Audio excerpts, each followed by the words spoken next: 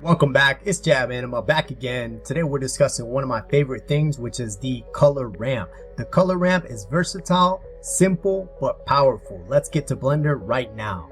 Click on Mr. Cube, let's go to Shading tab, press Shift A, bring in our color ramp. You can plug this into any of these sockets, but it works best on metallic, roughness, and emission. Today we're using it on color.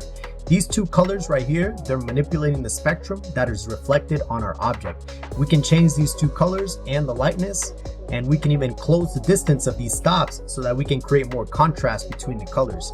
We can add more colors, and we can even hover over a color and copy and paste it with Ctrl+C, Ctrl+V. Let's talk about the color interpolation method. Most of these are very similar unless you're working with constant, which I do all the time. It's going to give you this cartoonish anime style look. I never leave this RGB unless I'm doing this, which is go to HSV and go to far and make both handles the same color. And now this gives you the whole color spectrum, and this is really cool if you're working with a psychedelic kind of animation.